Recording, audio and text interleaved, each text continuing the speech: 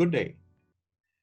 I have been conducting Agile and Scrum Fundamental workshops since 2011. I have trained more than 300 people over a course of some 25 workshops through these years. I'm not a full-time trainer and have actually been a delivery manager running projects using Agile methodologies. This means the trainings I provide are not just theoretical bookish knowledge.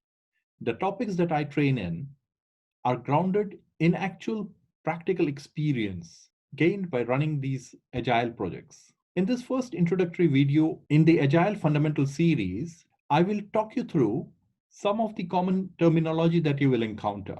The term lean comes from lean manufacturing.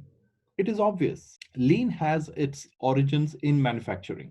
The five principles of lean focus on achieving quality, speed, and customer alignment. The focus of lean is elimination of waste and maximizing the value from production.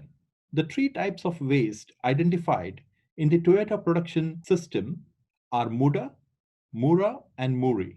Muda is any kind of waste in transport, inventory, motion, waiting, overproduction, overprocessing, or defects. Muri is defined as overburden and manifests itself in breakdowns. Mura is unevenness, which can be in customer demand, variation in the cycle times of operators, or product processing times. Do these goals, principles, and concepts born in manufacturing have a resonance in software? Absolutely. The goals of quality, speed, and alignment with the customer are universal. The desire to eliminate waste and maximize the value from production is inherent in any commercial activity. While lean can be said to have a focus on eliminating waste, agile can be said to have a goal of creating deliverables that are actually useful to the customer. We are clearly stating deliverables instead of just software because Agile has grown well beyond its origins of software development methods and pervades business deliverables today. A project can be agile if it follows the principles laid out in the Agile Manifesto. An agile organization is one that enables and empowers teams to adopt agile methods for their deliverables. Various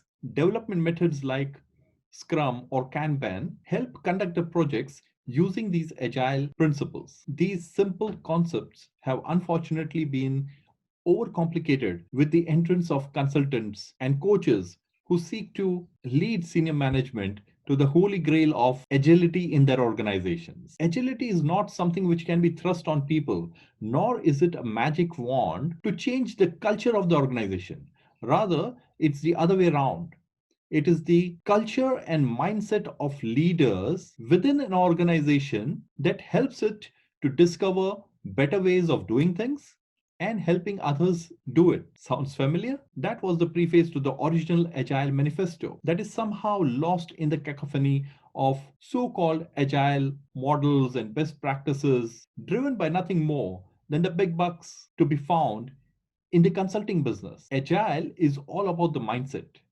It takes internal leadership and an empowering environment to take root within an organization. Agile by baptism, from today you are agile, does not work.